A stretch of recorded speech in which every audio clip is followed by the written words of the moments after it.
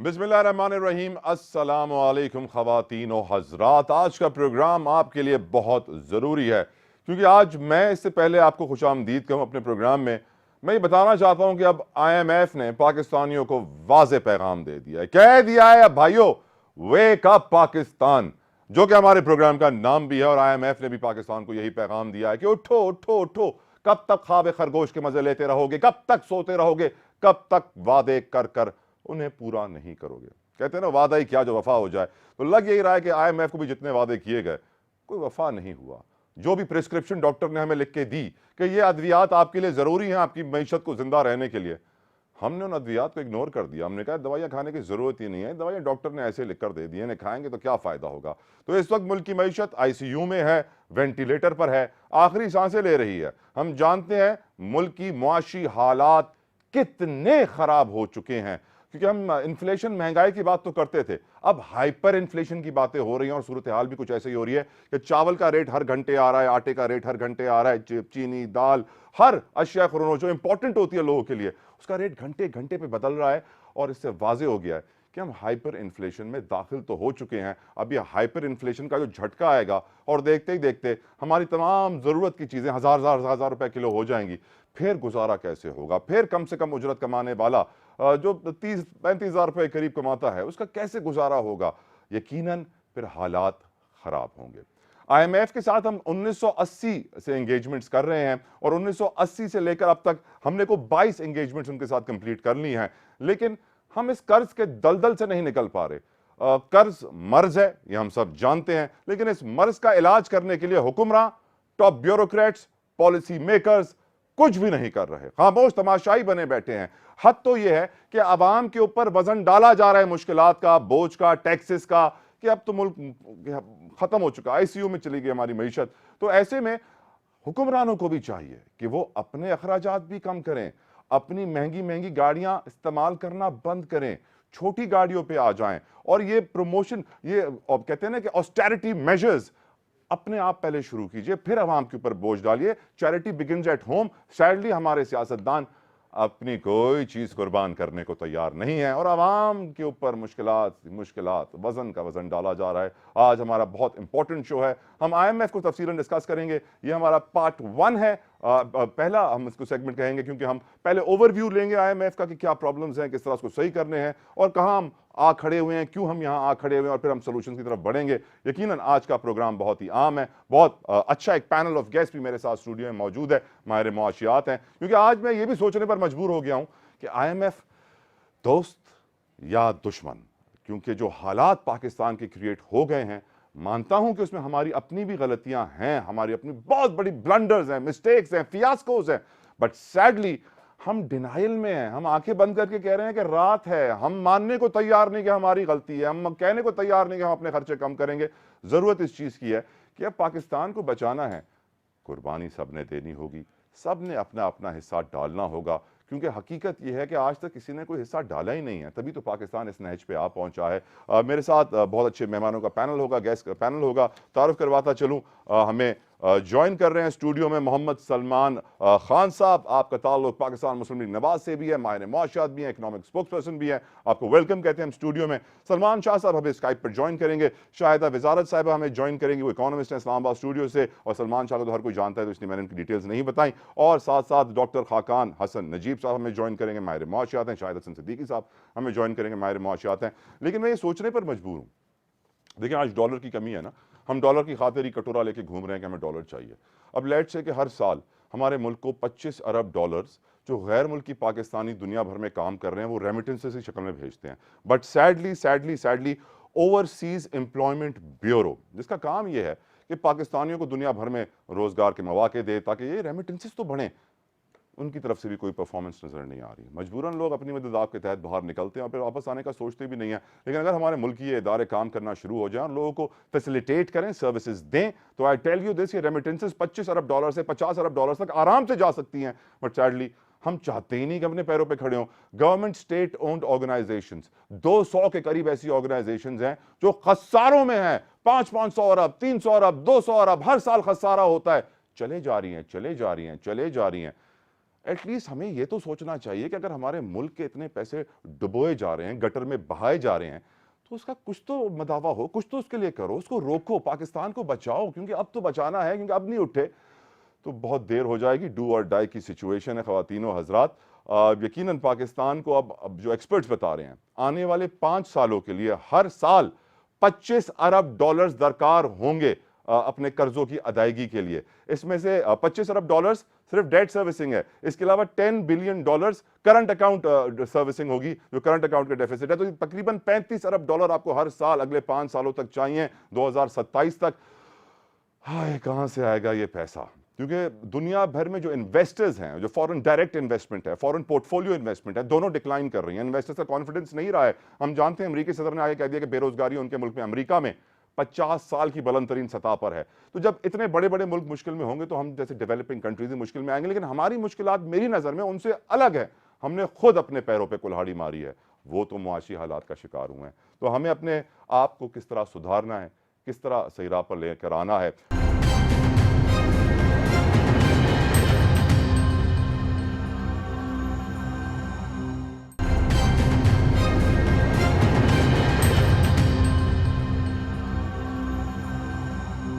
Discussion का मैं आगाज़ करना चाहूँगा मोहम्मद सलमान खान साहब से, जिन्होंने हमें स्टूडियो में ज्वाइन कर लिया। सलमान साहब, अस्सलाम वालेकुम। सलमान साहब, ये बताइए, क्या अब पाकिस्तान कभी अपने पैरों पे खड़ा हो पाएगा?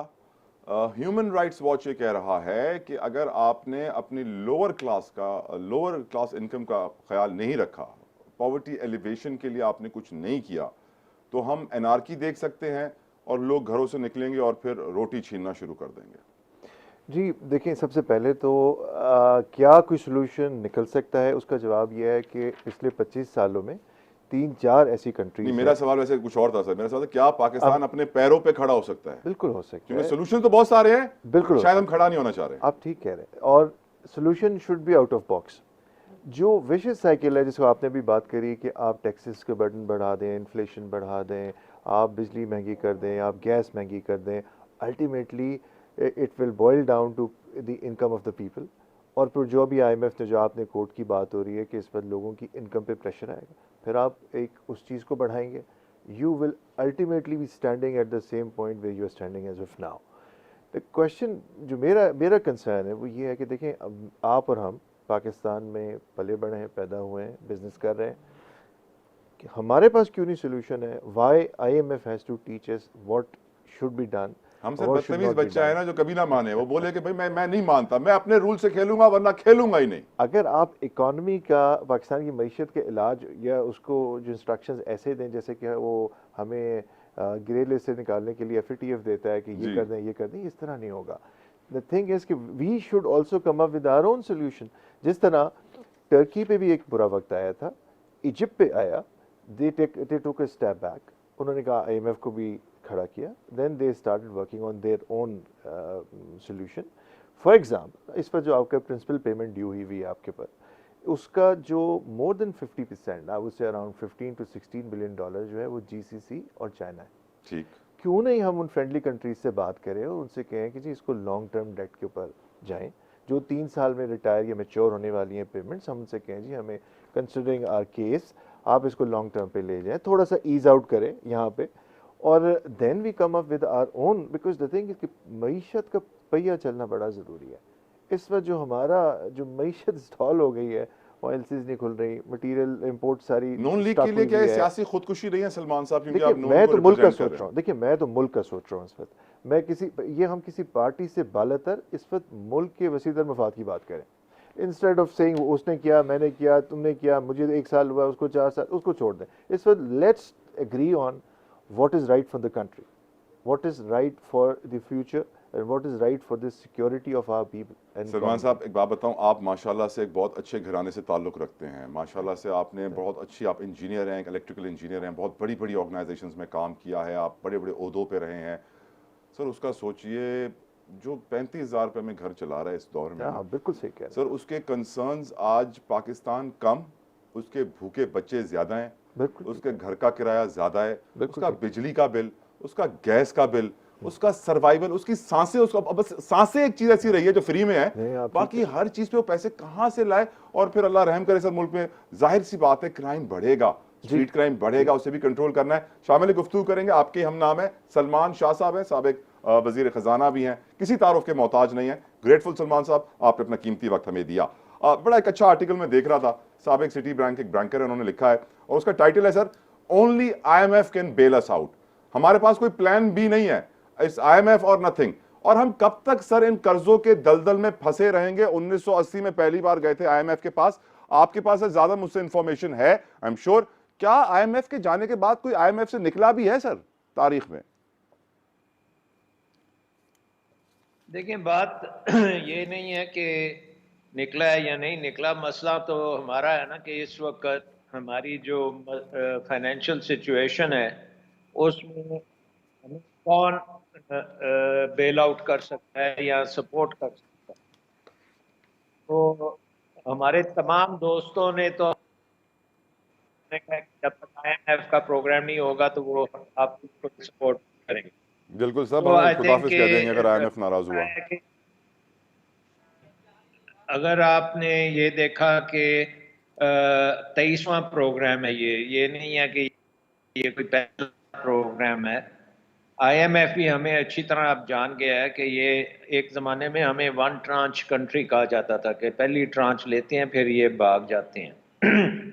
अब आप ये कह सकते हैं कि हम थोड़ा सा समझने की बात है कि हमारा मसला क्या है। हमारे दो मसले हैं पेरिनियल, जो आपने कहा ना 1980 से चल रहे हैं। एक है कि हमारा फिस्कल डेफिसिट, जिसका मतलब है कि हुकूमत हमारी जितना खर्चा करती है वो टैक्सों में पूरा नहीं होता, उसके लिए कर्जे लेने पड़ते हैं, तो वो फिस्कल डेफिसिट है। दूसरा हमारा करंट अकाउंट डेफिसिट है, उसका मतलब ये है कि जितना हम इंपोर्ट करते हैं हमारी एक्सपोर्ट उसे पूरा नहीं कर सकती, हत्ता कि हमारी रेमिटेंसेज और एक्सपोर्ट मिला के भी उसको पूरा नहीं करती, और वो करंट अकाउंट डेफिसिट होता है। तो ये दोनों deficit trade deficit current account deficit में ऐड हो जाता है। जी, ट्रेड डेफिसिट से ही, करंट अकाउंट डेफिसिट उसमें से रेमिटेंसेज वगैरह जब आप माइनस करते हैं तो वो करंट अकाउंट डेफिसिट बन जाता है। Right sir. तो ये दोनों डेफिसिट्स हैं, एक जो है वो बैरून मुल्क कर्जों को पैदा करता है, दूसरा जो है वो डोमेस्टिक कर्जों को पैदा करता है। सो मसला ये है कि ये जो इकॉनमी में इस वक्त प्रॉब्लम्स हैं, वो हमारे कर्जे हम इतने ले चुके हैं कि अब ना तो बैरून मुल्क से हमें कर्जे मिल सकते हैं और ना ही अब स्टेट बैंक हमें कर्जे सर वो हम देता है। कर्जा वो लेने कहता है जी जाते हैं तो आप, वो लोग जो है फिर शेर आया की मिसाल देते हैं। वो कहते हैं कि हमें मालूम है कि कभी पैसे वापस आने नहीं आएंगे और ना हमारी शराइत मानी जाएंगी। बिल्कुल। तो इसका मतलब ये है कि अब ये 23वां प्रोग्राम है, उनको हमने बुला तो लिया है, एक हफ्ते जो चल रहे हैं, और इस प्रोग्राम में बड़े मुश्किल चीज़ें जो हैं वो भी हल हो जाएंगी, और अल्टीमेटली आपको आपके दोस्त ममालिक भी बेल आउट करेंगे। और फिर आपको जो सवाल था कि क्या हम अपने पैरों पे खड़ा हो सकेंगे, तो आई थिंक उसके अलावा कोई और चारा नहीं है। 23 प्रोग्राम्स में तो हमने अपने पाँव पे खड़ा होने की कोशिश नहीं की। अब ये इस प्रोग्राम में आप फाइनेंस रिव्यू में आके तो सर क्या आपको 23 का नंबर हमारे अपने लिए पाँव लकी पे साबित खड़ा होगा? होना शाह साहब, पड़ेगा। बहुत सारे एक्सपर्ट्स कह रहे हैं कि ये प्रोग्राम कंप्लीट भी हो जाए, हमें नेक्स्ट फिस्कल ईयर में दोबारा नया प्रोग्राम शुरू करना होगा, प्रोग्राम पे प्रोग्राम। नहीं, आई मीन प्रोग्राम तो नहीं करना शुरू करना पड़ेगा, बट ये है कि हमें ये जो इकदाम हम इस 23वें प्रोग्राम में कर रहे हैं ये सारे कंटिन्यू करने पड़ेंगे। अगर दुनिया को आपने कन्विंस कर लिया कि अब आप अपने पाँव पे खड़े होने के लिए सीरियस हैं, तो फिर आपका मामला चलता लेकिन रहेगा। शाह साहब, अगर लेट से कि और आप दुनिया IMF होते सर, आर्टिकल शाह साहब आपने 438 माशाल्लाह से में, दुनिया में बड़ी बड़ी इंस्टीट्यूशंस में काम किया, फाइनेंशियल इंस्टीट्यूशंस में, मुझे ये बताइए अगर आप IMF होते तो आप क्या पाकिस्तान का भरोसा करते?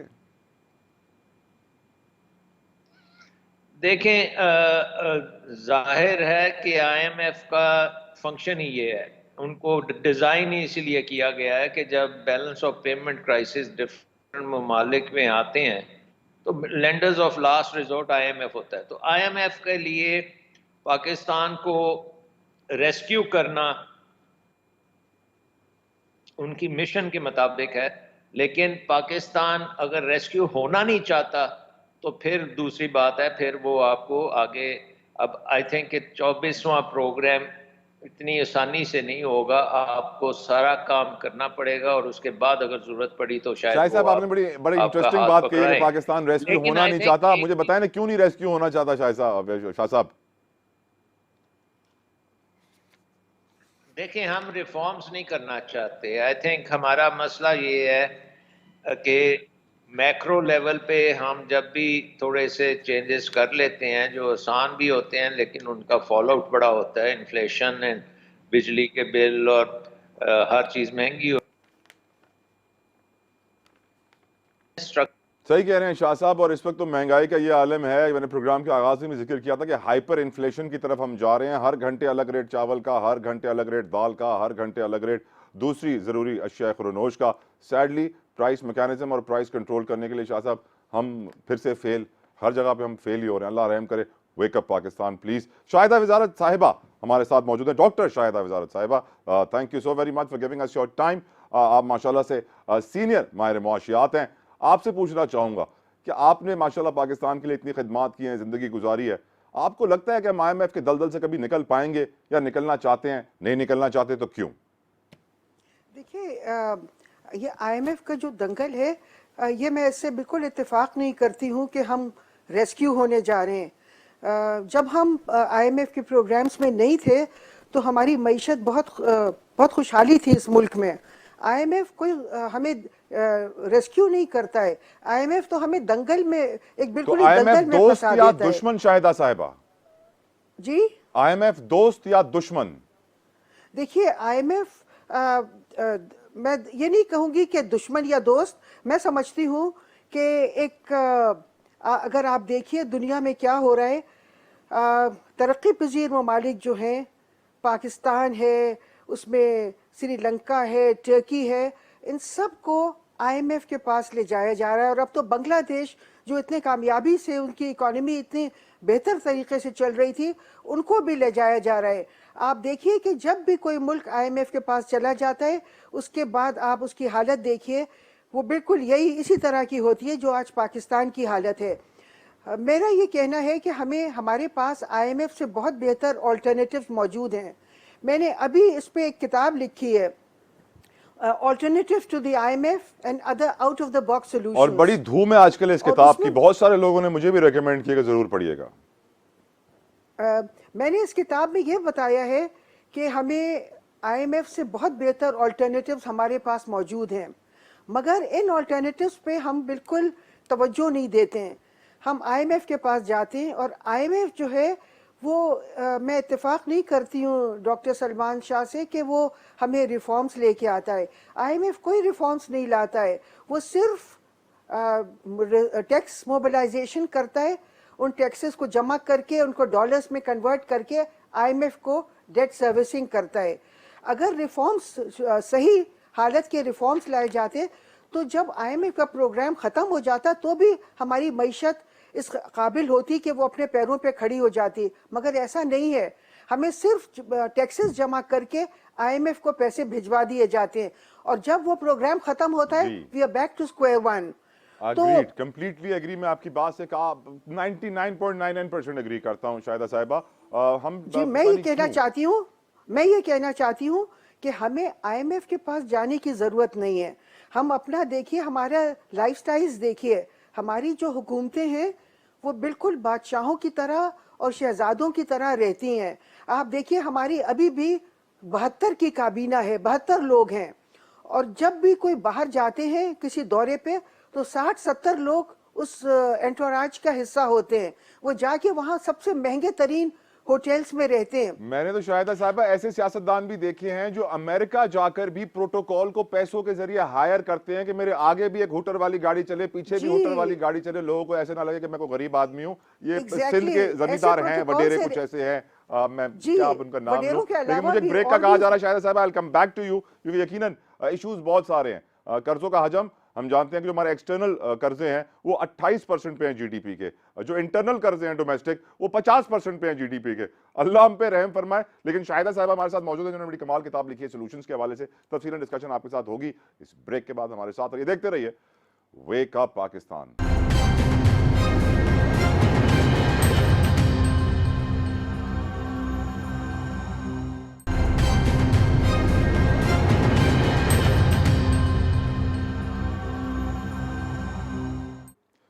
Welcome back to wake up Pakistan. Wake up Pakistan वो पैगाम जो आईएमएफ ने भी दिया है हर पाकिस्तानी के लिए कि अब उठ जाओ, वक्त आ गया है। सैडली हम उठने को तैयार नहीं हैं। अब भी ना उठे तो बहुत देर हो जाएगी और जो सोएगा वो खोएगा। इसलिए खुदारा पाकिस्तानियों उठ जाइए।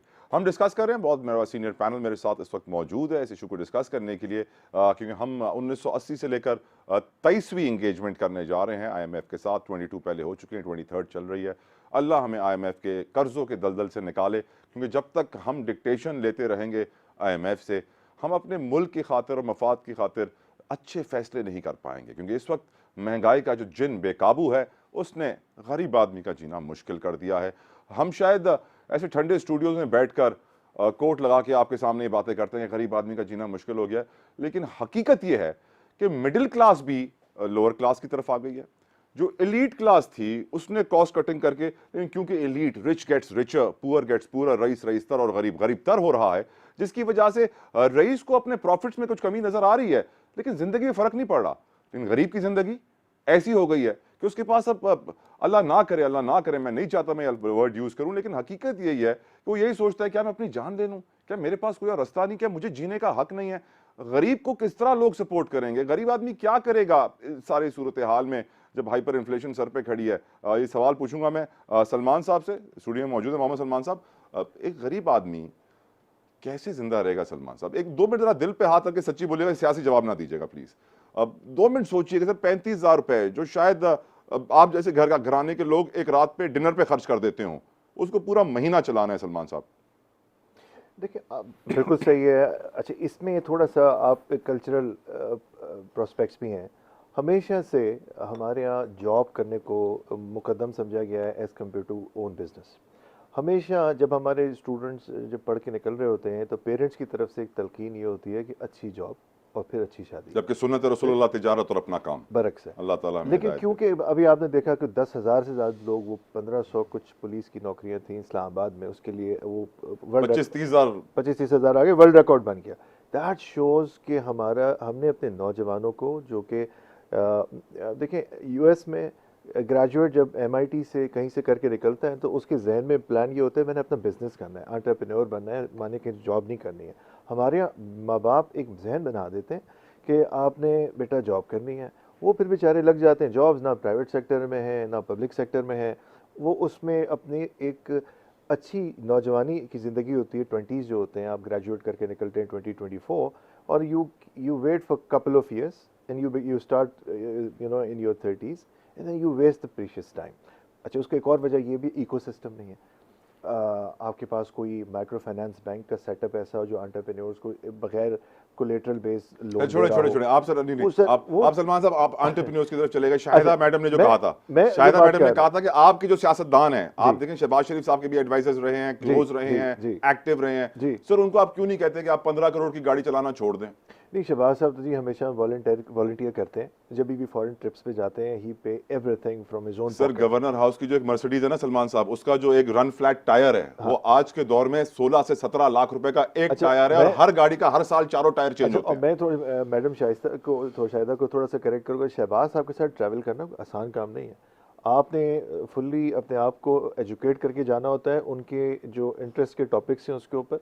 वो आपने ड्यूरिंग ट्रैवलिंग भी उनकी कुछ पिक्चर्स देखी होंगी, तो वो 1 मिनट भी स्पेयर नहीं करते। So if you are not prepared and if you are part of the बड़ी काबीना कहां है ऑस्टेरिटी मेजर्स? जब हुक्मरान खुद अपने पेट पे पत्थर नहीं बांधेंगे और आवाम से कहेंगे कि आप पत्थर बांधो, तो आवाम वही पत्थर हुक्मरान को मारेंगे। देखिए ये आउटफॉल जाहिर है, बिकॉज इतनी सारा 11 से ज़ायद जमाते हैं और जाहिर है हर कोई छोटी सी प्रेजेंटेशन या रिप्रेजेंटेशन चाहता है कैबिनेट में। सर इसलिए सियासत हमारे की खातिर ये और 11 जमातें एक हो गई हैं, मुल्क की खातिर, मईशत की खातिर, लोगों की खातिर, पाकिस्तान की खातिर क्यों नहीं कभी एक हुई? देखिए वो बस आपको पता है पॉलिटिकल हम लोगों का एक मजबूरी होती है कि इलाके में हमें अपने दिखना होता है, लोगों के कुछ मसाइल हल करने होते हैं। तो ये इतनी बड़ी जमातों का जो ये एक कंपाउंड है, इसमें ये मजबूरी बन गई कि ये करना पड़ गया।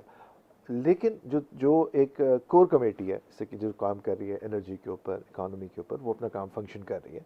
और उसमें हमारे यहाँ जितने भी हमारे लोग हैं जो फेडरल कैबिनेट मेंबर्स हैं वो अपना काम कर रहे हैं, इससे पहले भी किया है। इस वक्त Don't you Pakistan think, Salman साहब, कि आपकी इस वक्त पॉलिटिकल लीडरशिप जितने प्रेशर में है, तारीख में कभी नहीं आई? पाकिस्तान इतनी बेहतरीन बहरान में कभी नहीं आया। और आप देखें तो ये सिलसिला एक दो दिन का नहीं है, ये सिलसिला आप समझ लें कि 18 उससे भी अवाइल के 18 से चल रहा है। इंस्टेबिलिटी का, लॉ एंड ऑर्डर का, फिर जब 18 में एक नई लीडरशिप आई तो सब चीज़ें अच्छी शो की गई। बट द थिंग इज कि there was no plan actually कि to recover economy, to boost economy. फिर कोरोना भी आया, 2 साल उसका भी एक इम्पैक्ट रहा है। Now this is a combined effect. आज कोई प्लान बी है सर? देखिए मैं बिल्कुल प्लान है एंड ये प्लान बी क्या है सर? सर प्लान बी यही है कि IMF प्लस उसके साथ हम भी अपनी रिफॉर्म्स सर देखिए, IMF आया तो IMF सारे तो आएंगे, IMF सर्टिफिकेट है, गो अहेड का, सारे डोनर्स को बोलेंगे ठीक है IMF आ गया, हम भी आ रहे हैं। लेकिन IMF नहीं आता, सारे डोनर्स कहते हैं हम भी नहीं आ रहे। प्लान बी क्या होगा सर? देखिए IMF आएगा इंशाल्लाह। और जो अभी तक की discussion Hope for the best, prepare for the worst. Prepare for the even if they come you should not limit, one should not limit inshallah and will not limit up to their solution for the economy। Sir हमारे policy हमने makers अपने को prepare होना चाहिए हर सूरत हाल के लिए। Sadly हमने अपनी सारी अब कोई जिम्मेदारियां चॉइस नहीं IMF है सर, अब देयर इज नो चॉइस। आपने IMF से 2 कदम आगे जाना है जी। रिफॉर्म्स का स्ट्रक्चर सिर्फ ये नहीं है कि आपने ट्यून ऑफ टैक्सेस बढ़ा दिया और जो डेट सर्विसिंग के लिए पैसे चाहिए। मैं I fully agree with her कि ये this should not be the objective. मेरे ख्याल से पाकिस्तान की सर बहुत बड़ी पॉपुलेशन जो है ना वो शाहिदा मैडम के साथ एग्री करेंगी। मैं एग्री करता हूं। आप भी कर रहे हैं, मैं भी कर रहा हूँ, वो भी कर रहे हैं। मैं मैं सलमान शाह साहब को शामिल गुफ्तगू यहाँ करना चाहूँगा। सलमान शाह साहब, एक बात बड़ी वाजे है, आपने भी फिस्कल डेफिसिट और फिस्कल इशू का तरफ इशारा किया। एक सर गरीब आदमी जब अपने घर का बजट बनाता है तो वो कहता है कि ये है मेरी चादर जिसके अंदर रखने हैं मुझे अपने पैर। लेकिन एक गरीब मुल्क के हुक्मरान एक गरीब मुल्क के लिए जो खसारे का बजट बनाते हैं तो वो ये नहीं देखते कि चादर कितनी है, वो देखते हैं हमारे अखराजात कितने हैं, कितनी बड़ी बड़ी गाड़ियां आनी है 15 करोड़ की, कितने हमने नए ऑफिस कैंप ऑफिस खोलने हैं, कितनी बड़ी काबीना करनी है, कितनी बड़ी बड़ी सैलरियां सबको देनी है, और फिर हर साल उस पर इंक्रीज और यकीनन एक प्रेशर। तो जब हुक्मरान अपने पेट पे पत्थर नहीं बांध रहे हैं, अवाम किस मुंह से अपने पेट पे पत्थर बांधेंगे? और सर इसका इम्पैक्ट हमारी सोसाइटी पे इस वक्त क्या आ रहा है? लॉ एंड ऑर्डर की सिचुएशन देखिए, बहुत सारे एक्सपर्ट सलमान शाह साहब कह रहे हैं कि अनारकी सर पे खड़ी हुई है, लोग आपे से बाहर हो जाएंगे। आप क्या कहेंगे शाह साहब? Poverty alleviation, how important it is? देखिए बात ये है कि IMF तो आपको नहीं कहता कि आप इतने अखराजात करें। IMF ने तो नहीं आपको कहा कि 85 बंदों को कैबिनेट में बैठाएं और अयाशी कराएं और सैरें कराएं। IMF ने कभी नहीं आपको कहा कि जो आपने बिजली के कारखाने लगाए हैं उसमें आप किकबैक्स लें और इतने महंगे महंगे कॉन्ट्रैक्ट करें कि वो बिजली ना तो आम आदमी खरीद सकता है ना कोई इंडस्ट्री खरीद सकती है। तो ये काम तो आपने सारे किए हुए हैं ना। तो अब जब आप बिल्कुल डूब गए हैं तो IMF से आप एक लाइफलाइन लेना चाहते हैं, ना लें फिर आप, जरूरी तो लाइफलाइन ना लें, जरूरी तो नहीं। सलमान शाह साहब, ये लाइफलाइन नहीं लेंगे तो फिर जिंदा कैसे रहेंगे? तो बस फिर आपको मैंने तो ये कहा ना कि अगर लाइफलाइन नहीं लेंगे तो फिर डॉक्टर शाहिदा से पूछें कि कैसे आप चलाएंगे। अगर आज भी आप पूरी कैबिनेट खत्म कर देते हैं, आज आप पूरा बजट खत्म कर देते हैं, फिर भी आपके पास पैसे नहीं है कि आपने जो कर्जे लिए हुए हैं उनको वापस करिए। राइट।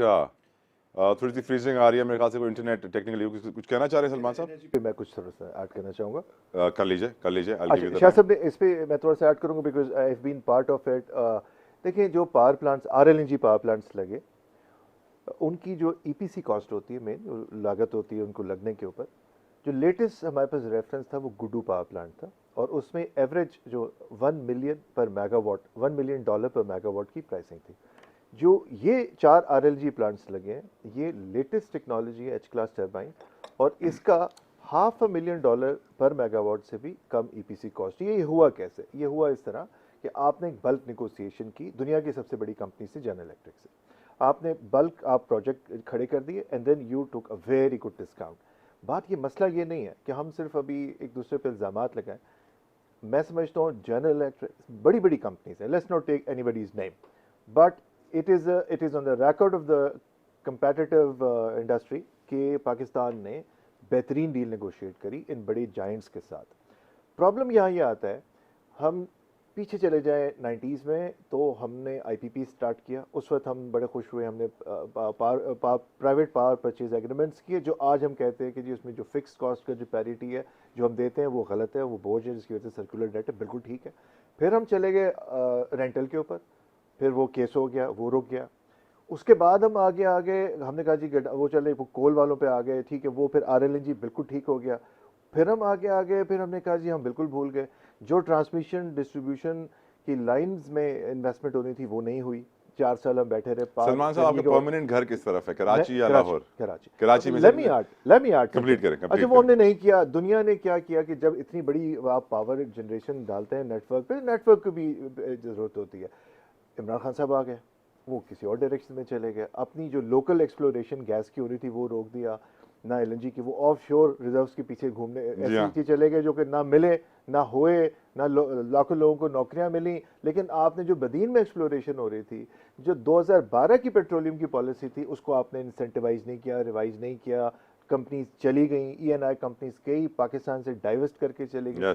मैं ये कहता हूँ खुदारा, बगैर इसके कि मैं खुद एक एनर्जी प्रोफेशनल हूँ, हम एग्री करें सारी पार्टीज कि जो एनर्जी सेक्टर है, जो इकोनॉमी है, जो कॉमर्स है, इंडस्ट्री है, इसकी पॉलिसी के साथ खेलना छोड़ दें।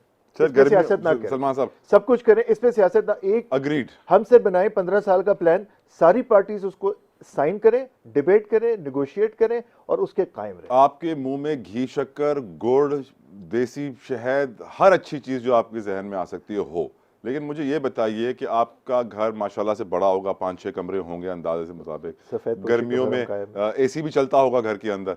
जून जुलाई में क्या बिल आया था बिजली का सर? मैक्सिमम बिल आपका क्या आया था पिछली बार? सर काफी आता है, मतलब फिर आप भी समझ कितने लाख आया था सर? करीब लाख के 1.5 लाख 2 लाख तो होगा। अब आप अंदाजा कर रहे हैं कि इस वक्त जो पावर का अप्रूवल आ चुका है और जो पावर का टैरिफ होगा, वही 1.5-2 लाख आपका 3 लाख के करीब खड़ा हो जाएगा, और आपके पास कोई ऑल्टरनेट नहीं है। अल्लाह रहम करे सर। लेकिन ऑल्टरनेट है हमारे पास। शाहिदा साहिबा है। शाहिदा साहिबा, आप इस वक्त कहते हैं ना उम्मीद की किरण। बिल्कुल चुप करके नहीं, मैं अभी आपके पास आ रहा हूं और आपको ऐसी बॉल बना के दे रहा हूं कि आप हमें बताएंगे कि उम्मीद की किरण क्या है, आगे का रास्ता क्या है। सलमान शाह साहब ने बोल दिया है, आप मुझे बताइए, how do we fix our economy? हम वापस अपनी मईशत को ICU से, वेंटिलेटर से निकाल के कमरे में कैसे लेकर आए? जी, मैं बहुत इस पे बात करना चाह रही थी। इससे पहले कि मैं ये बताऊं, कुछ मुझसे पहले जो स्पीकर थे उन्होंने कहा कि IMF ने तो नहीं आपके इतने ज़्यादा निर्ख कर दिए बिजली के। तो मैं ये कहना चाहूँगी कि जब IPPs का मुआहदा हुआ था 1990s में, तो वर्ल्ड बैंक ने एक बहुत ही गॉडफादर का रोल अदा किया था। और आज जो हम भुगत रहे हैं, उसमें ये वजह है कि वर्ल्ड बैंक ने एक बहुत ही रोल अदा किया था, जिसमें ये IPPs का जो मुआहदा है वो पाकिस्तान के बहुत मफादात के खिलाफ था, जिसमें IPPs के टैरिफ रेट्स बहुत ज़्यादा थे, और अगर हम बिजली ना भी इस्तेमाल करें, उस बिजली के लिए भी हमें पे करना था। बहरहाल, अब मैं मौजू पे आना चाहूँगी, because that is what I have been wanting to say. देखिए, बात यह है कि हमें IMF के पास बिल्कुल जाने की ज़रूरत नहीं है। अगर हम IMF के पास गए तो मैं समझती हूँ कि बिल्कुल मेल्ट डाउन हो जाएगी हमारी मईशत। हमें ज़रूरत है क्राइसिस मैनेज करने की, बैलेंस ऑफ पेमेंट को क्राइसिस मैनेज करने की ज़रूरत है, और बजट को क्राइसिस मैनेज करने की ज़रूरत है। कर्जे ले के ये इस तरह लाइफस्टाइल्स अपने चलाते रहना, ये तो बिल्कुल इस मुल्क के साथ बहुत अफसोसनाक है जो भी लोग कर रहे हैं। और मैं समझती हूँ सारी सियासी जमातें जो भी अब तक इक़्तिदार में आई हैं, उन्होंने इस मुल्क के साथ बहुत बुरा किया है। उन्होंने अपनी अय्याशियाँ जारी रखी और बड़ी बड़ी वो बनाई। अब आप देखिए करने की क्या ज़रूरत है। 2 साइड्स हैं, एक तो बजट में अगर आप देखें तो रेवेन्यू साइड है और एक्सपेंडिचर साइड है। एक्सपेंडिचर साइड की हमने बात की कि किस तरह ये रहते हैं, लाइफस्टाइल्स इनके हैं। और जब पीटीआई की हुकूमत आई थी तो उन्होंने कहा कि हम नहीं रहेंगे इस तरह, हम बहुत सादगी करेंगे और सारी गाड़ियां बेच दी। मगर गाड़ियां बेचने के बाद वो जहाज से ट्रैवल करना शुरू कर दिया उन्होंने, हेलीकॉप्टर से। तो इसी तरह बाकी भी ऐसे ही हैं, मतलब कोई एक से, मतलब मैं एक को नहीं कह रही हूँ, सभी का यही हाल है। तो जिस तरह इनकी अय्याशियाँ हैं, जिस तरह ये लाइफस्टाइल्स हैं, जिस तरह ये दौरे करते हैं, जो इनको प्रोटोकॉल मिलता है, जो ये वो जो तोशा खाने में वो लेते हैं गिफ्ट्स और उसको भी बेचते हैं। तो इसको एक्सपेंडिचर साइड को बहुत देखने की ज़रूरत है। रेवेन्यू साइड पे अगर आप आ जाएं तो जिस तरह ये बिजली के बिल मतलब निर्ख बढ़ाते रहते हैं, गैस के बढ़ाते रहते हैं, और खाने पीने के, अब तो ये है कि गरीब आदमी को खाने को मैसर नहीं है। रोटी, एक रोटी नान मिल रही है 35 रुपए की। हाइपर और इन्फ्लेशन, अगर हाइपर इन्फ्लेशन, हाइपर इन्फ्लेशन, और मैं समझती हूँ कि बिल्कुल वाइप आउट हो जाएगा हमारा मिडिल क्लास इस तरह से। तो एक्सपेंडिचर साइड पे आप देखिए कि इन टैक्सेस को लगने की जरूरत नहीं है। मिडिल क्लास वाइप आउट हो रहा है, लोअर क्लास कहां जा रहा है मैम, कब्र में? लो क्लास तो बिल्कुल खत्म हो जाएगा। मगर मैं ये कहना चाह रही हूँ कि देखिए रेवेन्यू साइड पे भी हमारे यहाँ ये नहीं है कि सब गरीब हैं, दौलतमंद लोग हैं। हमारे यहाँ फ्यूडल तबका है, हमारे यहाँ स्टॉक एक्सचेंज में बहुत दौलत है, हमारे यहाँ रियल स्टेट में बहुत दौलत है, हम उसको टैप नहीं करते हैं। हमें सबसे आसान यही लगता है कि गरीब की रोटी छीन लो और बिजली के बिल बढ़ा दो। और आपको मैं बताऊं कि जिन लोगों की तनख्वाहें 7-8 हज़ार हैं, आप 35 हज़ार की बात कर रहे हैं, मैं बता रही हूँ जिन लोगों की तनख्वाहें 7-8 हज़ार हैं उनको बिजली का बिल आ रहा है 20,000 रुपए, और वो लोग चंदा जमा कर रहे हैं, मेरे पास आ रहे हैं, औरों के पास जा रहे हैं कि हमारे बिजली के बिल कोई अदा कर दे। जिनकी 7-8 हज़ार है वो खाना भी नहीं खा सकते, वो बिजली के बिल कहाँ से अदा करेंगे? पर मैम तो जो लोग रेवेन्यू अपने मुलाजमीन को 7-8 हजार तनख्वाह दे रहे हैं, क्या वो इंसान है? जी बिल्कुल। और दूसरे ये कि देखिए आपको ज़रूरत है कि उन लोगों पे आप टैक्सेस डालें, रेवेन्यू साइड को भी सही करने की ज़रूरत है। मिसाल के तौर पे रेवेन्यू साइड पे आप दौलतमंद लोगों पे डालें, एग्रीकल्चर पे डालें, रियल स्टेट पे डालें। अच्छा, ये तो बजट की बात है। अब बैलेंस ऑफ पेमेंट पे आए। अभी किसी ने पिछले उसमें कहा था कि शहबाज शरीफ साहब बहुत वो कर रहे हैं और उनके साथ वो बहुत सख्ती करते हैं। देखिए यही शहबाज शरीफ साहब की हुकूमत है जिसने 220 गाड़ियां इंपोर्ट की हैं, बुलेट प्रूफ गाड़ियां, माशाल्लाह। और इस वक्त की है जिस वक्त हम कुत्ते और बिल्ली का खाना भी बाहर से मंगा रहे हैं, हम चीज भी मंगा रहे हैं, शहद भी मंगा रहे हैं बाहर से, हम फल और सब्जियां बाहर से मंगा रहे हैं।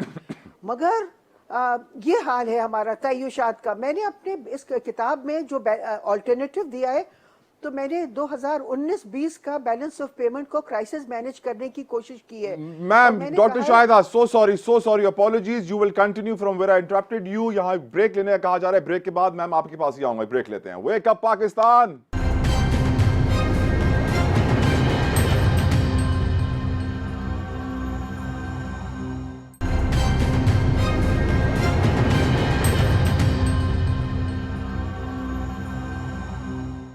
Welcome back to wake up Pakistan. और ब्रेक पे जाने से पहले बहुत सीरियस और बहुत इंपॉर्टेंट गुफ्तगू कर रही थी डॉक्टर शाहिदा वजारत, हमारे साथ मौजूद है। उनकी किताब भी बड़ी मशहूर हुई भी है, उसके अंदर काफी सारे सॉल्यूशंस भी लिखे हुए हैं। Doctor Shahida, before I throw it to you, Sindh आबादकार बोर्ड ने भी एक दो दिनों पहले प्रेस कॉन्फ्रेंस की और कहा कि 32 अरब डॉलर, 32 बिलियन डॉलर्स के हमने फूड आइटम्स इंपोर्ट किए हैं। अगर यही पैसे पाकिस्तान में लग जाते और इन्वेस्ट हो जाते, हम अगले 25-30 सालों के लिए फूड सेफ और फूड सिक्योर हो जाते। बट सैडली हम वो नहीं कर सके। Please continue from where I interrupted you before. जी मैं ये कह रही थी कि मैंने 2019-20 के बैलेंस ऑफ पेमेंट को क्राइसिस मैनेज करके दिखाया इस किताब में। और मैंने इसमें यही हमने कहा है कि ये जो तय्युशात हैं खाने पीने की, और ये अगर हम इनको इंपोर्ट करना बंद कर दें तो हम 3.15 बिलियन डॉलर्स बचा सकते हैं। अच्छा, फिर इसके अलावा हमारे पास कुछ ऐसी चीज़ें हैं, तेल है, गैस है, और हमारी मिसमैनेजमेंट की वजह से हम गंदम भी इंपोर्ट करते हैं। गंदम इसमें फ़िलहाल शामिल नहीं है, मगर हम और जैसे गैस और ऑयल और एडिबल ऑयल, इनके हम करते हैं 10.5 बिलियन डॉलर्स का 19-20 के बैलेंस ऑफ पेमेंट क्राइसिस उसमें स्टेटिस्टिक्स में। तो मैंने उसमें ये सजेस्ट किया है कि बजाय इसके कि अगर हम इसको डॉलर्स में उसको अदा करें।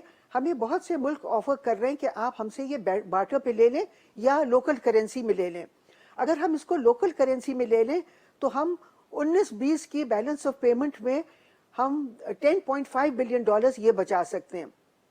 तो 10.5 बिलियन ये और 3.15 बिलियन वो जो खाने पीने की अशिया की, तो ये कोई 14 बिलियन डॉलर्स ये बच सकते हैं। आमीन आमीन। और आप देखिए कि आजकल ये हालात हैं कि सऊदी अरेबिया को देखिए, सऊदी अरब जो है एक मुल्क ऐसा जंग के बाद बना था जिसको मगरबी मुल्कों ने उसको बना के खड़ा किया एक उसके तौर पे, बादशाहत के तौर पे। और आज सऊदी अरब जो है वो अपने मफादात के लिए प्रैग्मेटिक पॉलिसीज बना रहा है। उसने न्यू लिबरल पॉलिसीज को वो कुछ नहीं, वो अपनी सिर्फ मफादात को देख रहा है। और उसने चाइना के साथ तेल का जो माहिदा किया है वो लोकल करेंसी में किया है। फिर रूस जो है वो ईरान के साथ बहुत अरसे से local doctor Shahida, sorry to interrupt, मेरा क्वेश्चन छोटा सा है, मुझे इसका ब्रीफ आंसर चाहिए। हम ईरान से ऑफिशियल ताल्लुकात रख के उनसे बिजली खरीदते हैं, बलूचिस्तान, आधे बलूचिस्तान को ईरान से बिजली आती है, लेकिन हम ऑफिशियली उनसे पेट्रोल नहीं खरीद सकते हैं। स्मगल हो गया, पूरे पाकिस्तान में फैल जाता है। जो ऑफिशियल नंबर्स हैं 300-400 अरब का तेल ऑफिशियल नंबर्स के मुताबिक स्मगल होता है, अनऑफिशियली ये डबल से ज्यादा होगा। मेरा सवाल यह, हम ऑफिशियली बिजली खरीद सकते हैं, पेट्रोल खरीदते हुए जान जाती है, कराची से 2 घंटा दूर हब में हर किसी को मिल जाता है आराम से, क्यों? जी देखिए, ईरान ने हमें 90 की दिहाई में भी ऑफर किया था, जब हम पे प्रेसलेस सैंक्शंस लगी हुई थी। ईरान ने कहा था कि आप हमें डॉलर्स में मत दीजिए, हम आपको तेल देंगे, ऑयल देंगे, and we don't want dollars. उस वक्त भी हमारे यहाँ इसी किस्म का क्राइसिस हुआ था। उन्होंने कहा कि आप हमें हैवी मैकेनिकल कॉम्प्लेक्स में सीमेंट एंड शुगर प्लांट्स बना के दे दें। तो ये एक बहुत ही आइडियल अपॉर्चुनिटी थी, क्योंकि जब आप IMF के पास जाते हैं, डॉलर्स लेते हैं, तो उससे आपकी मईशत में IMF बहुत रिसेशन लेके आता है, क्योंकि वो एक तरफ तो डिवैल्यूएशन होता है, दूसरी तरफ लेंडिंग रेट बढ़वाते हैं, तो उसकी वजह से मईशत में रिसेशन आता है। तो इसके बजाय जो ईरान ने ऑफर किया था उसमें हमारे इकोनॉमी में रिसेशन के बजाय एक्सपेंशन आना था, क्योंकि हम सीमेंट एंड शुगर प्लांट्स बनाते, उसकी वजह से हमारा आउटपुट ग्रोथ बढ़ती, हमारी मुलाजमतें मुहैया होती, तो गुर्बत कम होती और साथ साथ हमें डॉलर्स की ज़रूरत नहीं होती। तो मैं नीपा जाती थी उस ज़माने में लेक्चर्स देने, तो नीपा ने कुछ ब्यूरोक्रेट्स आए थे ईरान से, उन्होंने कहा कि हम लोग ईरान गए थे और ईरान ने हमें ये ऑफर दी थी कि हम आपको ये तेल देंगे बगैर डॉलर्स के और आप हमें हैवी मैकेनिकल कॉम्प्लेक्स में सीमेंट एंड शुगर प्लांट्स बना के दें। उन्होंने कहा, उस वक्त भी नून लीग की गवर्नमेंट थी बाय द वे, तो उन ब्यूरोक्रेट्स ने मुझे बताया कि उनको गवर्नमेंट ने ये बता के भेजा था ईरान कि ईरान बहुत अट्रैक्टिव ऑफर्स भेजेगा, मगर आप उन ऑफर्स को एक कान से सुने और दूसरे से निकाल दें, क्योंकि हमें वॉशिंगटन से इजाजत नहीं मिलेगी कि हम अब ऐसे कोई काम करें जो पाकिस्तान के मफादात के मुताबिक हो। इसको करने की हमें अमेरिका से इजाजत नहीं मिलेगी। तो वही वजह है, वेक अप पाकिस्तान, हमें अपने मफादात को, मईशत को बचाने के लिए तेल ईरान से लेने की इजाजत नहीं है, मगर हम अपनी मईशत को बेशक मेल्ट डाउन कर दें, वो सबको, गवर्नमेंट को भी मंजूर है, अमेरिका को भी मंजूर है, मगर कोई ऐसा इकदाम जिससे पाकिस्तान की मईशत को मेल्ट डाउन होने से बचाया जा सके, वो किसी को काबिल कबूल नहीं है। ना हमारी हुकूमतों को, सारी हुकूमतों को मैं इसमें शामिल करना चाहूँगी जो भी अब तक पाकिस्तान में पार्टीज हुकूमत में आई हैं, और ना अमेरिका को और ना किसी को ये काबिल कबूल है। सिर्फ ये काबिल कबूल है कि पाकिस्तान के गरीब लोग रोटी को भी तरसते रहें और पाकिस्तान की मईशत बेशक मेल्ट डाउन हो जाए, मगर उसको बचाने के लिए आप ऐसा कोई कदम ना उठाएं जिससे पाकिस्तान के मफादात को फरोग दिया जाए, और जिसमें शामिल है ईरान से तेल खरीदना। हकीकत तो यह है डॉक्टर शाहिदा, तेहरान में बनने वाली लस्सी भी प्लास्टिक की बोतल में पैक होकर कराची में बिकती है, लेकिन हम उसे ऑफिशियली नहीं ले सकते। स्मगल होके आ जाए, ओपनली बिके, कोई पूछने वाला नहीं। खैर, मैं शामिल गुफ्तगू करूंगा। चैनल्स भी इस वक्त ऑपरेट नहीं कर रहे ना between Iran and outside Iran. Sir, China ने हमें कहा था कि आपके कचरे से हम बिजली बना के देते हैं, हमने उनको मना कर दिया। आज वो कचरा आपके शहरों में जलाया जाता है, अक्यूमुलेट हो चुका है, लेकिन आपने चाइना को बिजली बनाने नहीं दी थी सैडली। इस शहर में हम जहाँ बैठे हैं वहाँ तो BOT कचरे पे शिकायत सारी सियासत होती है, आपको भी पता है, पानी के ऊपर सारी सर इस सियासत एयर होती है। पोल्यूशन से बिल्कुल है। 1,28,000 आदमी सालाना मर रहा है, लेकिन Yes. हमने चाइना को बिजली नहीं बिल्कुल। बनाने दी कचरे से। खैर, मैं वेलकम कर रहा हूं डॉक्टर खाकान हसन नजीब साहब को, इकोनॉमिस्ट है, किसी तारुफ के मोहताज नहीं। डॉक्टर साहब, thank you so very much for joining us. जानने की कोशिश कर रहे हैं कि आखिर IMF दोस्त है, दुश्मन है? 22 एंगेजमेंट्स पहले हो चुकी हैं, 23rd एंगेजमेंट चल रही है। हमारे पॉलिसी मेकर्स हमेशा उनको धोखा देते आए हैं, हमेशा जो वादे करते हैं वो पूरे नहीं करते। डॉक्टर हमें जो प्रिस्क्रिप्शन पे दवाइयां लिख के देता है हम वो नहीं खाते हैं। हम चाहते हैं कि अलादीन का चिराग हमारे हाथ में आ जाए, जिसको हम रगड़ें तो एक जिन निकले और हम उसको बोले हमारे सारे मसले हल कर दो और हमें कोई तकलीफ ना हो। क्या ये मुमकिन है? Is there a plan B, sir? Bismillahirrahmanirrahim. I'm happy to be on your program for the first time. Thank you for inviting me. Thank you, देखिए, sir. सबसे पहले तो ये समझिए कि हमने कभी भी पाकिस्तान ने 22 या 23 प्रोग्राम नहीं किए। पाकिस्तान ने अपनी जिंदगी में 22 या 23 प्रोग्राम एंटर जरूर किए हैं, पर वो भी रिफॉर्म्स जो उनका मेन्यू तय हुआ वो कभी भी कंप्लीट नहीं हो सका। पाकिस्तान ने अपनी हिस्ट्री में एक प्रोग्राम कंप्लीट किया है, वो 2013-16 का प्रोग्राम था। यही वजीर खजाना थे, मैंने ये प्रोग्राम उनके लिए एंकर किया था, मैं उस कोर टीम का में शामिल था, इसलिए मुझे बहुत बाखूबी मालूम है कि पहले कभी भी प्रोग्राम कंप्लीट नहीं हुआ। हम अब ये प्रोग्राम अल्लाह करे कि कंप्लीट करे और उसके बगैर कोई चारा नहीं।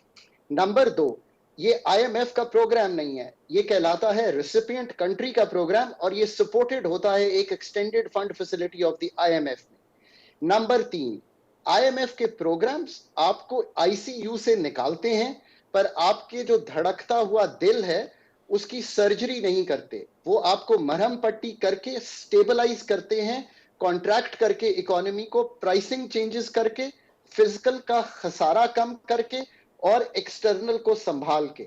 IMF के पास सारी दुनिया के ममालिक जाते हैं, इसमें कोई बुराई नहीं है, डेवलप्ड भी जाते हैं और डेवलपिंग भी जाते हैं।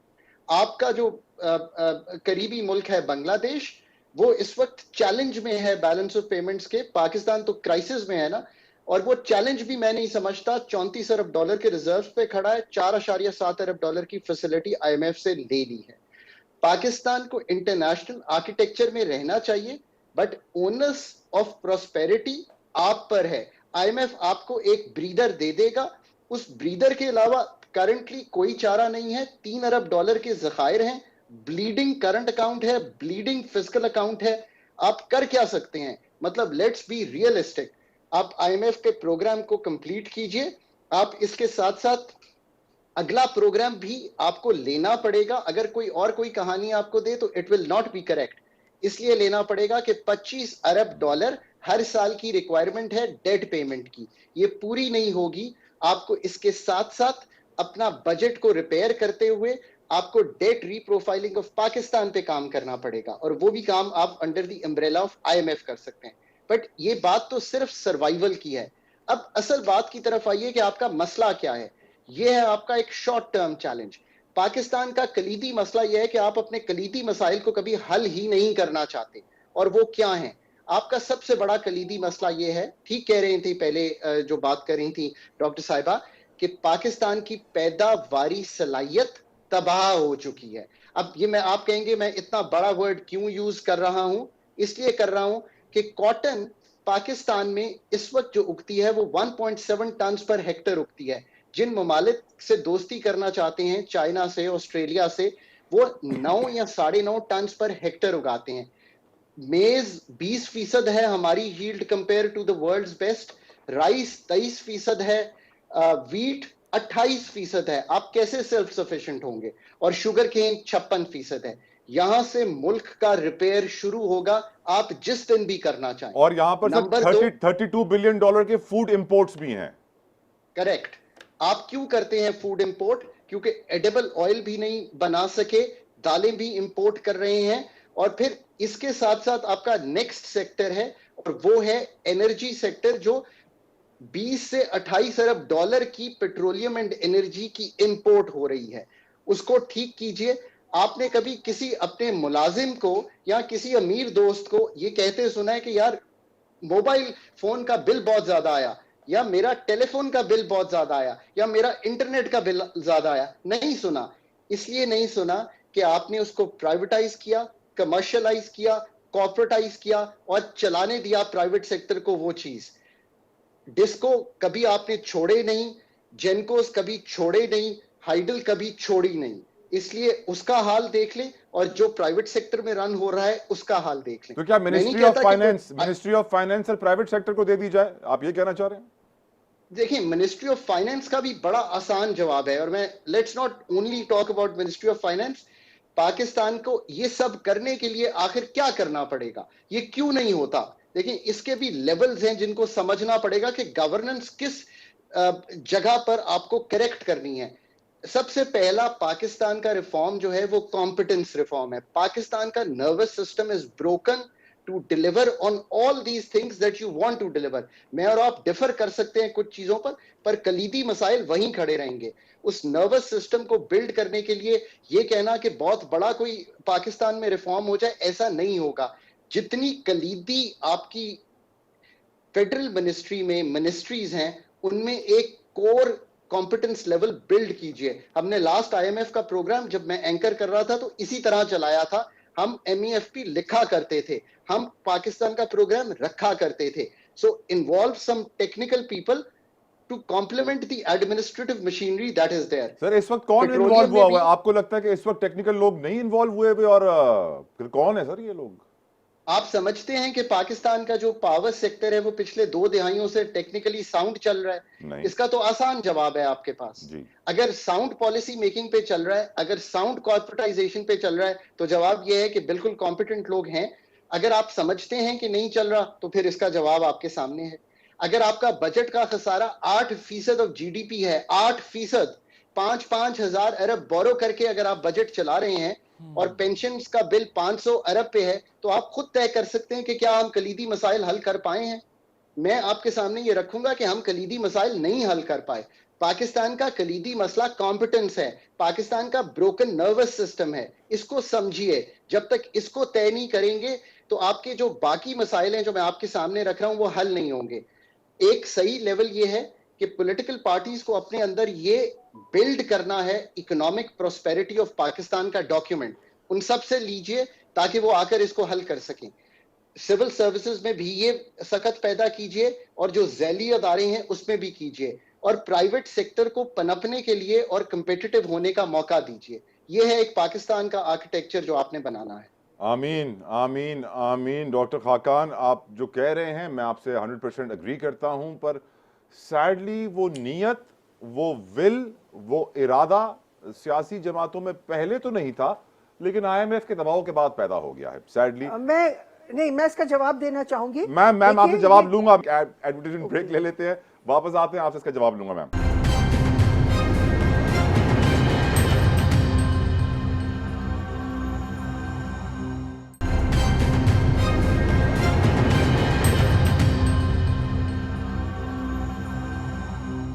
Welcome back to wake up Pakistan again. Please wake up Pakistan में हाथ जोड़ के आपसे कह रहा हूं, उठ जाइए उठ जाइए उठ जाइए। ब्रेक से पहले डॉक्टर खाकान हसन नजीब साहब ने बड़ी अच्छी बातें की हैं, और अल्लाह करे कि हमारे वो विल नजर आए सियासतदानों में कि सही पॉलिसी मेकिंग हो। कॉम्पिटेंस की वो बात कर रहे थे, ब्रोकन नर्वस सिस्टम की उन्होंने बात की, और जो बड़ा इंपॉर्टेंट पॉइंट उन्होंने, जो रूट कॉज है, जो सबसे बड़ा मसला है, उसका कोई हल ही नहीं करना चाहता। डॉक्टर शाहिदा, आप रिस्पॉन्ड कीजिए, आप कुछ कहना चाह रही थी उस वक्त।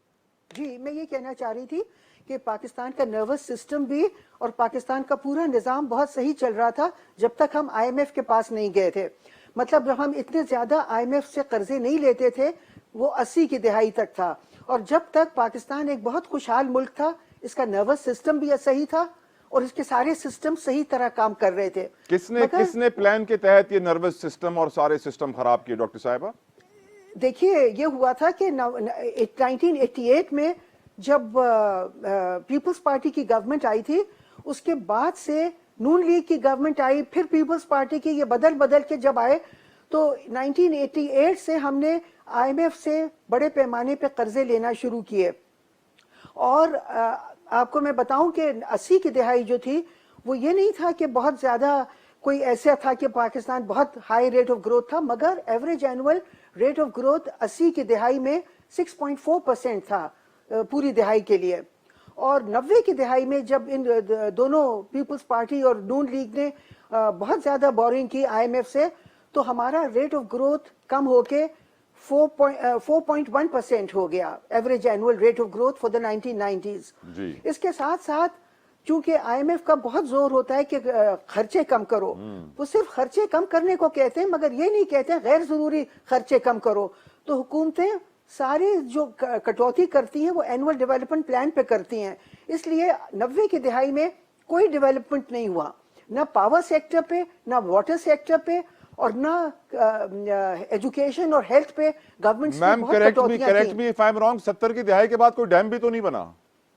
जी वही मैं कह रही हूँ, माशाल्लाह। वो भी नहीं बना, डैम्स भी नहीं बने, पावर सेक्टर में भी नहीं हुआ, और एजुकेशन और हेल्थ पे नहीं हुआ, और उसका हम खमियाजा ये भुगत रहे हैं आज। हर वक्त आईएमएफ की ये तलवार लटकी रहती है कि आप खर्चे कम करें, और हुकूमतें जो हैं वो अपनी अय्याशियां जारी रखती हैं, मगर आईएमएफ पे बहुत ताबेदारी से अमल करते हुए डेवलपमेंट को ख़त्म कर देती हैं। तो डेवलपमेंट क्राइसिस भी हुआ, ग्रोथ क्राइसिस हुआ, फिर उसके साथ साथ डिस्ट्रीब्यूशनल क्राइसिस हुआ, क्योंकि बहुत बड़े पैमाने पे कारखाने बंद हो गए। 5,000 कारखाने 90 की दिहाई में बंद हुए जब हमने आईएमएफ से कर्जे लेना शुरू किए, और 20 लाख लोग अनएम्प्लॉयड हो गए। उसकी वजह से गुर्बत बहुत बढ़ी, डिस्ट्रीब्यूशनल क्राइसिस हुआ, तो फिर जराइम बहुत बढ़ गए। 90 की दिहाई पहली दिहाई थी जिसमें पाकिस्तान में किडनैपिंग फॉर रैंसम और कत्ल ये सब शुरू हो गया। 80 की दिहाई तक हम एक बहुत पीसफुल मुल्क थे। उसके बाद पॉलिटिकल क्राइसिस भी हुआ, जब भी कोई हुकूमत डिफॉल्ट करने लगती थी तो उसको हटा दिया जाता था, और अगली हुकूमत आके पहला जुमला ये कहती थी कि हम कर्जों की अदायगी करते रहेंगे, बैरूनी कर्जों की। ये 90 की दिहाई की बात मैं कर रही हूँ। अब भी बिल्कुल वही सूरत हाल है। मैम मुझे वो याद आ रहा है, वो जो कहते थे ना, पाकिस्तान आज भी नाजुक दौर से गुजर रहा है, और बचपन से ये लाइन सुन रहे हैं फिर भी गुजर रहा है। लेकिन मैम जी, एक बात मगर मैं ये कहना चाह रही हूँ कि जो हमारे सिस्टम्स थे वो सब सही काम कर रहे थे जब तक हम आईएमएफ के पास नहीं गए। फिर अब हम फिर आईएमएफ के पास बहुत ज्यादा जा रहे हैं, और फिर हमारा ग्रोथ रेट, हम ग्रोथ क्राइसिस हो रहा है, डेवलपमेंट क्राइसिस है, डिस्ट्रीब्यूशनल क्राइसिस है, गरीब लोग रोटी भी नहीं खा सकते। मैम और उसकी वजह से रिजल्ट यही है कि वो जो 400-500 खानदान है ना, बस उन्हीं की एक लाइफस्टाइल, उन्हीं की जिंदगी बेहतरीन होती गई, और बाकी सब गए भाड़ में।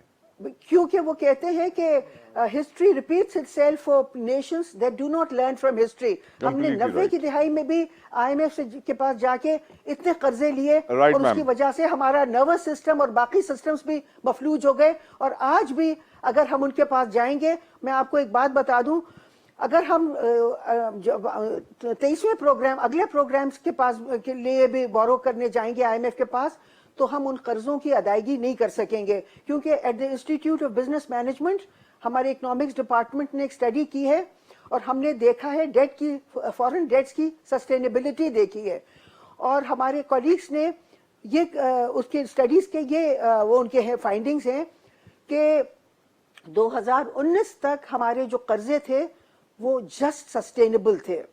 यानी कि अगर हम 19 तक जो कर्जे ले रहे थे उनकी हम अदायगी कर सकते थे, मगर 19 के बाद से हमने अगर और मजीद कर्जे लिए तो हमारे फॉरेन डेट्स अनसस्टेनेबल हो जाएंगे।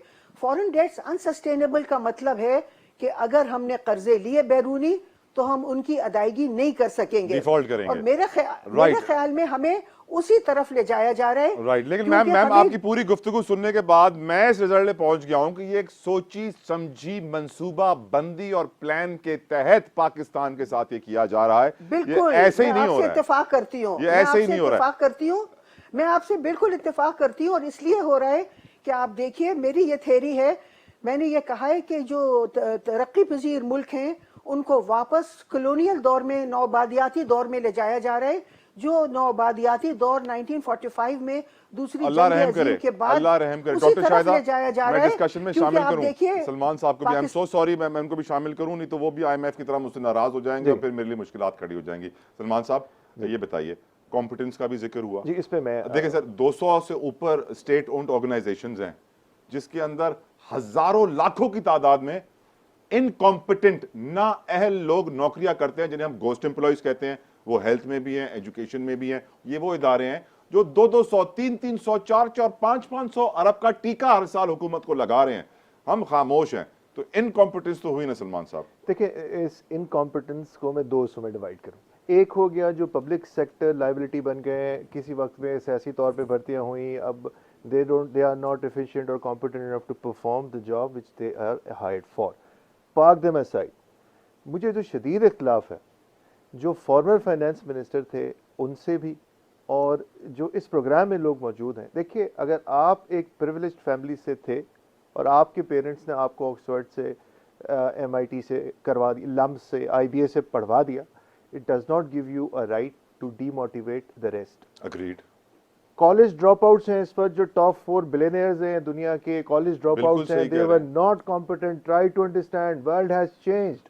आपको नहीं चाहिए प्रोफेसर, कॉम्पिटेंस नहीं चाहिए। आप अपने मुल्क की मिसाल ले लें, उबर आया, करीम आया, ये जो बाइक राइडर्स है जो फूड पैंडा लेके जाते हैं या दराज लेके जाते हैं, क्या ये कॉम्पिटेंट है? नहीं, ये स्ट्रीट स्मार्ट है, they know how to operate smartphone. Labour is कहते हैं प्रोडक्शन का एक फैक्टर है ऑफ कोर्स। देखिए, जो इस पर गाड़ियां चला रहे हैं ना वो लेकिन सर ग्रेजुएट, अगर आप किसी राइडर को आप पॉलिसी मेकर बना देंगे तो फिर सर मुंह काला ही होगा ना। पॉलिसी मेकर्स की मैं बिल्कुल बात नहीं कर रहा, उस जगह पे उस शऊर का सर, इंसान वो जिस इनकॉम्पिटेंस का जिक्र कर रहे थे ना डॉक्टर खाकान साहब, देखिए, मैं तो मैसेज की बात, इस वक्त मैसेज की बात कर रहा था कि बड़ा इंपॉर्टेंट है। लेकिन सर अगर लीडरशिप में इनकॉम्पिटेंस भी सलमान साहब तो मुल्क का हाल, उस पे तो बहस ही नहीं है ना कि अग्री करते हैं आप इनकॉम्पिटेंस है। देखिए, शदीद इनकॉम्पिटेंस है, और न सिर्फ सियासतदानों में है, ब्यूरोक्रेसी में भी है।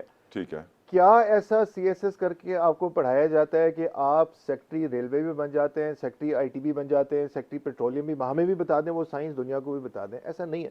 मैंने सिंगापुर की मिसाल दी, वहाँ पे इस पर जो एनर्जी मिनिस्टर हैं, they are former multinational professionals.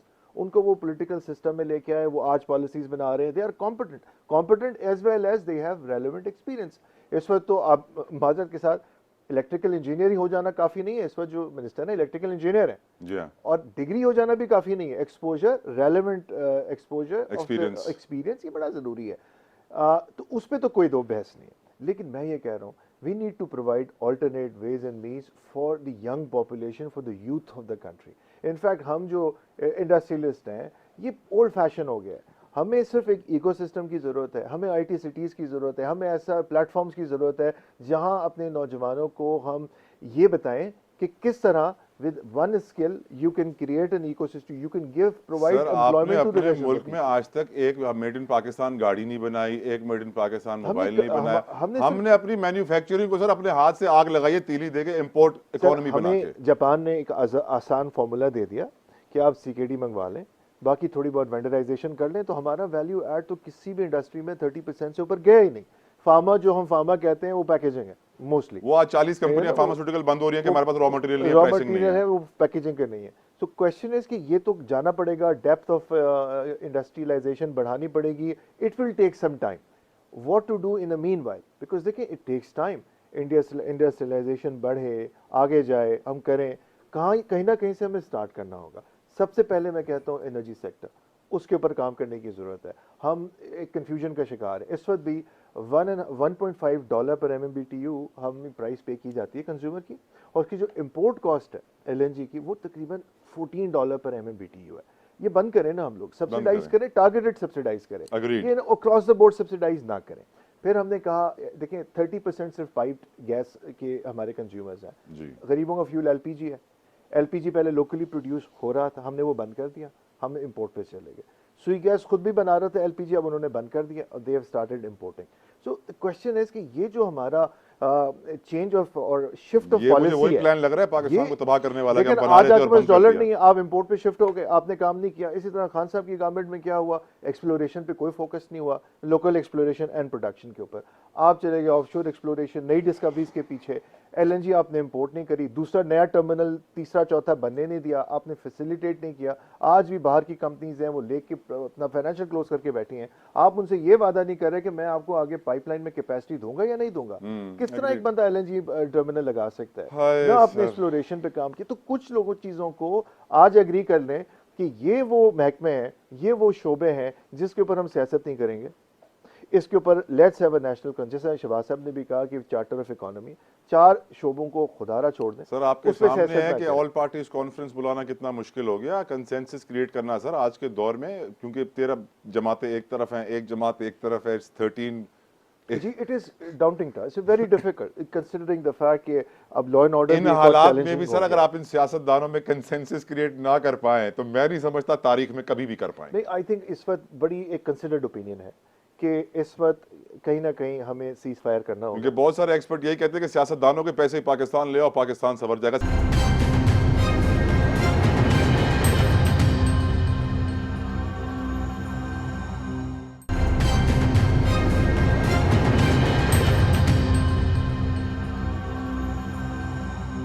मेरे साथ शाहिद हसन सिद्दीकी साहब हमें ज्वाइन कर चुके हैं। I like to add him in the discussion as well. Shahid साहब, thank you so very much for giving us your time. आपसे मैं जब भी बात करता हूं आप एम्बिशियस, ऑप्टिमिस्टिक और हमेशा अच्छी खबर सुनाते हैं, कहते हैं कि पाकिस्तान डिफॉल्ट नहीं करेगा, हम बच जाएंगे।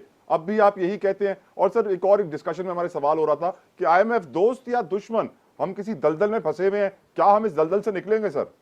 बहुत शुक्रिया आपका।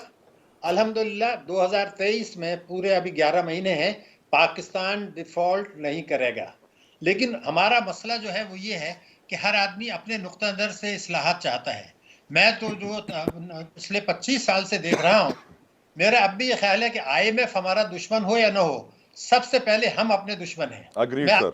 मैं आपको साबित कर सकता हूँ, मिसाल के तौर पर इस वक्त आप सूरत हाल देख लीजिए।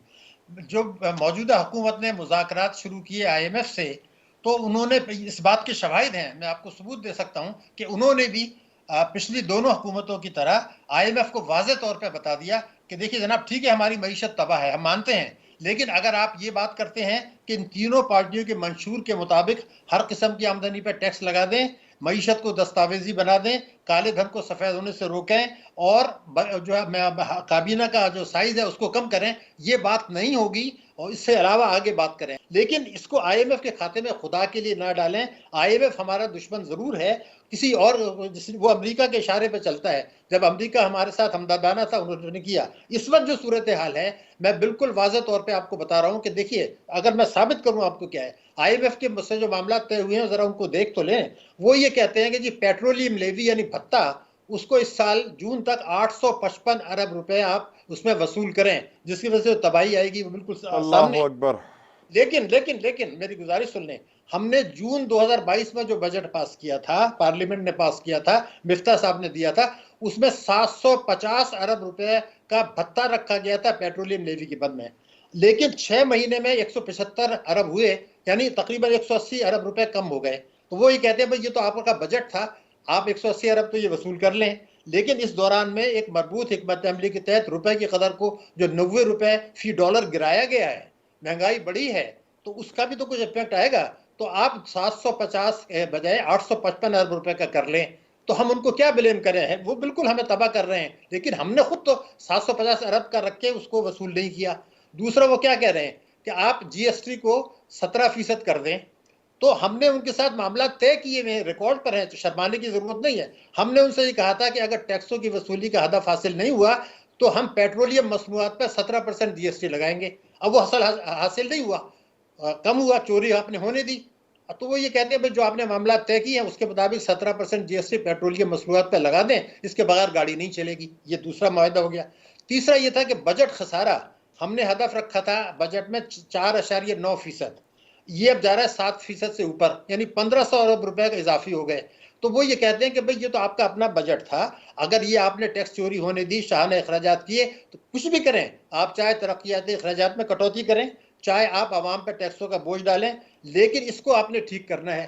तो अच्छा जी 18% GST कर देते हैं 17 के बजाय, और तरक्याती अखराजात जिससे रोजगार मिलता है उसको कम कर देते हैं। उन्होंने कहा जी आपकी मर्जी, हमने तो आपसे आदाफ हासिल करने हैं। अब आप चाहें तो अपने मंशूर के मुताबिक हर किस्म की आमदनी पर टैक्स लगाएं या टैक्स चोरी रोकें, शान अखराजात कम करें, वो आप नहीं करते, वो आपकी मर्जी।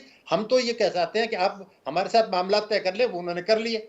अब आप देखिए कि 11 गर्दिशी कर्जे, हम 2009 से उनसे कह रहे हैं कि इन गर्दिशी कर्जों को हम खत्म करेंगे, वो बढ़ते जा रहे हैं, 2500 अरब पे हो गए। अब वो ये कहते हैं भाई ये 2500 अरब को कैसे करेंगे? तो आप ऐसा करें, क्योंकि हर साल बढ़ रहे हैं, कि इसका एक मंसूबा दे दें और फिलहाल इसको कम करने के लिए बिजली और गैस के नर्ख बढ़ा दें। उन्होंने कह दिया।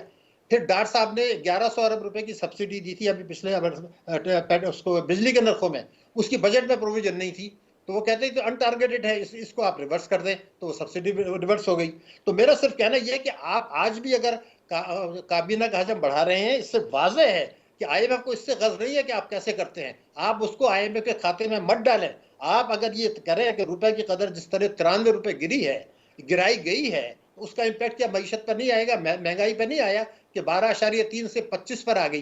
तो ये सब एक मजबूत हिकमत अमली है, लेकिन सब लोग अपने अपने मुतालबात करते हैं। मैं अर्ज करूं, सनतकार बड़े अच्छे, उनको पाकिस्तान की तरक्की में किरदार है, बरामद कुनंदगान का भी किरदार है, सबका किरदार है, लेकिन अगर आपके पास वसाइल नहीं है, आप 3000 अरब रुपए FBR कहता है हम टैक्सों की बद में कम वसूल कर रहे हैं, वो आप लेना नहीं चाहते। 40,000 अरब रुपए का काला धन है, वो आप ठीक नहीं करना चाहते। तो हम अपने दुश्मन कैसे बने शाहिद साहब?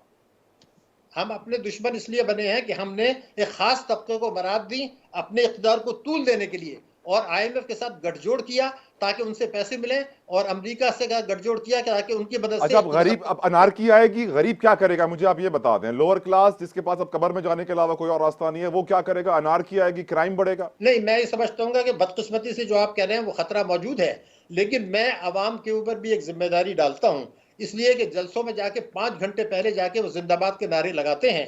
कभी उनको ये नहीं कहते कि भाई हम आपके जलसों में क्यों आए, आपने जो मेरे साथ मंशूर में वायदा किया है, आप तीनों पार्टियों ने उससे 100% इनहराफ किया जहां अवाम का ताल्लुक है। तो जब अवाम के साथ इनहराफ कर रहे हैं, आपका 24-25% हमारा अफराद-ए-ज़र है, भारत में 7% है, तो हमारे लोगों को नजर नहीं आ रहा हमारी जितनी रुपए की कदर गिरी है किसी और भारत में गिरी है, बांग्लादेश में गिरी है, नहीं गिरी है। तो इसका मतलब ये कि हमारी पॉलिसियां गलत हैं, ताकतवर तबकों को नवाजने की, अमेरिका को नवाजने की, IMF के साथ गठजोड़ करके पाकिस्तान की मईशत को तबाह करने की, टैक्सों की चोरी होने देने की। एमनेस्टी का मैं आपको बता दूं, एमनेस्टी में हमने 900 अरब रुपए ले सकते हैं उन असासों से जिनकी तफसीर FBR के पास है, हुकूमत के पास है, चोरी के पैसे के हैं, मुल्क के अंदर है, कानून मौजूद है, लेकिन नहीं करना चाहते। FBR जब ये कहता है कि 3000 अरब रुपए टैक्सों के बाद में कम वसूल हो रहे हैं, तो वो लेने के बजाय आप GST क्यों लगा रहे हैं, पेट्रोलियम लेवी क्यों लगा रहे हैं? Right, तो ये गठजोड़ है, ये आपकी बड़ी जिम्मेदारी है कि आप आवाम को एजुकेट करें कि जनाब ये आपके साथ जुल्म हो रहा है। सियासतदानों को तो पता है कि वो पाकिस्तान के मफाद का सौदा कर रहे हैं, पार्लियामेंटेरियंस भी कर रहे हैं, तीनों पार्टियां भी कर रही हैं। तो अगर ये चार्टर ऑफ डेमोक्रेसी करके इस मामले को टलाना चाहते हैं, हम इस साजिश का शिकार ना हो। मैंने आपसे पहले भी कहा था कि जब तक एक सब पार्टियों को मजबूर करके कौमी सलामती कमेटी के इजलास में बुला के उनका मंशूर दिखा के उनसे टैक्स और तवानाई के शोबे में हलफनामा लेके कानून साजी नहीं करते, उस वक्त तक बड़ी मुश्किलात बढ़ेंगी, आगे चल के खतरात बढ़ेंगे, जौहरी प्रोग्राम को खतरात बढ़ेंगे। आज तो सिर्फ मईशत के हैं, आवाम की तकलीफ है, सलामती को खतरात हैं, आगे उससे आगे जाने वाले हैं।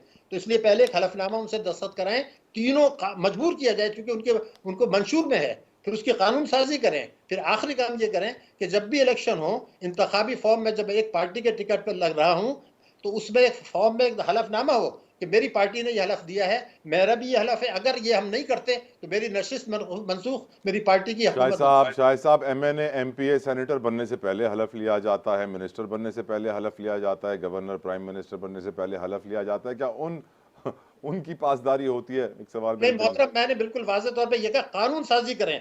जब कानून की साजी के तहत ही तो सारे लोग हलफ लेते हैं सर, फिर उसको पूरा नहीं उतरते हैं। IMF यही तो रोता है कि आप जो वादा करते हैं उसे पूरा नहीं उतरते हैं, वो वादा ही किया जो वफा हो जाए। अगर फिर खुदकशी कर लें, अगर यही करना है, मैं सुप्रीम कोर्ट में जाऊंगा कि जनाब इन्होंने ये हलफ दिया, ये कानून बनाया गया था, अभी कानून भी बना लेना और उनके दस्तखत भी करा लें, और वो ये कहें कि जी मेरी नशिस्त मंसूख हो जाएगी, उनसे हलफनामा ले लेना।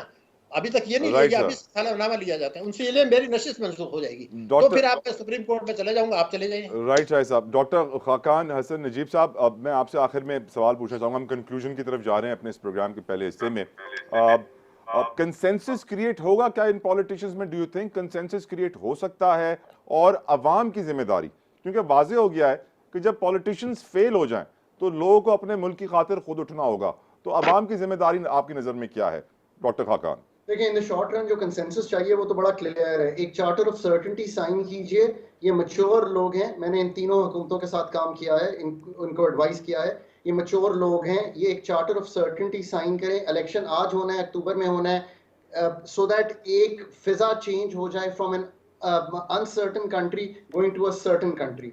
नंबर दो, जो बात है, ये चार्टर ऑफ इकोनॉमी की बहुत बात होती है। आई डोंट थिंक कि charter of economy is a possibility, but what is a possibility, जो हुकूमतों को आप लाते हैं वोट देकर, ये आपकी जिम्मेदारी है। अगर आप वोट देकर लाते हैं उन हुकूमतों को, तो उनसे पूछिए कि वो क्या करना चाहते हैं। मैनिफेस्टो को अब ग्रैन्युलर लेवल पे देखना पड़ेगा, और क्या देखना पड़ेगा कि क्या वाकई वो इन अदारों को ठीक करना चाहते हैं, इन अदारों को बेचना चाहते हैं, इन अदारों से लोगों की भर्ती खत्म करना चाहते हैं, क्या वो ये सब काम करना चाहते हैं। ये प्रेशर जो है ये तो लोगों ने डालना है। बट ये याद रखिए कि ये नहीं हो सकता कि हम 55 लाख बर्थ्स करते चले जाएं और ये कहते चले जाएं कि हुकूमत बहुत बुरी है।